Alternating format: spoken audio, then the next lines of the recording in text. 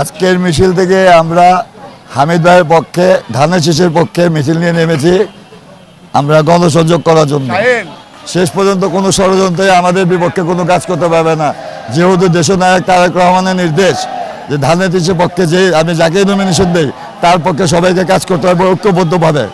এইটাকে নিয়ে যারা ষড়যন্ত্র করতেছে তাদের বিনাশ হবে, তাদের পরাজয় হবে। আর এখানে হামিদ ভাইয়ের মতো লোক একজন পাওয়া আমাদের ঢাকা 7 আসনে দুষ্কর ব্যাপার। হামিদ ভাইয়ের কোনো বিকল্প নেই, ছিল না, এখনো নাই। হামিদ ভাই জনগণের সেবক, হামিদ ভাই জননেতা, হামিদ ভাই মানুষের ভালো মন্দের ঝাঁপিয়ে পড়ে, হামিদ ভাই মানুষের কল্যাণে নামে পড়ে। মাদ্রাসা, মসজিদ, এমনকি এতিমখানা, এমন কোনো প্রতিষ্ঠান নাই যে প্রতিষ্ঠানে হামিদ ভাইয়ের কোনো অনুদান নাই। সাধারণ মানুষের পাশে হামিদ ভাই সবসময় ছিল, আছে, আগামীতেও থাকবে। জি, আমি মোহাম্মদ আবু তাহের, 36 ওয়ার্ড বিএনপি সভাপতি। আপনারা জানেন ঢাকার সাথে আমাদের ধানের শীষের মনোনীত প্রার্থী জনাব হামিদুর রহমান হামিদ ভাইয়ের আমাদের আজকে এই যে প্রচারণা, এটা আপনি আমাদের বিএনপি, যুবদল, ছাত্রদল, স্বেচ্ছাসেবক দল, অঙ্গন সংঘ সবাই আছে, সাথে সাথে সাধারণ জনগণও আছে।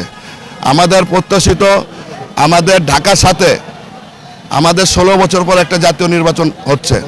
আমরা 16 বছর পার্লামেন্টের বাইরে, ইনশাল্লাহ আমরা আশা করি হামিদুর রহমান হামিদ ভাই ঢাকার সাথে বিপুল ভোটে জয়যুক্ত হবেন এবং হামিদ ভাইয়ের কোনো বিকল্প নেই। আপনারা ইতিমধ্যে দেখছেন সাধারণ জনগণ আকর্ষিত যে হামিদুর রহমান হামিদ ভাই এসে আমরা আজকে হামিদ ভাইয়ের সর্ববড় গণসংযোগ আজকে আমরা সবাই মিলে করতেছি এবং হামিদ ভাইয়ের জন্য সকলে দোয়া করবেন। আর দোয়ার আগে আপনারা জানেন আমাদের দেশনেত্রী বেগম খালেদা জিয়া আমাদের মা, তিনি অসুস্থ।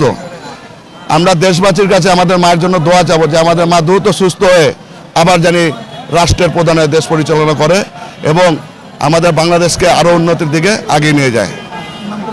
আমার নাম আরিফ হোসেন বাপ্পি, সাধারণ সম্পাদক, 36 নং ওয়ার্ড বিএনপি কোতোয়ালি থানা।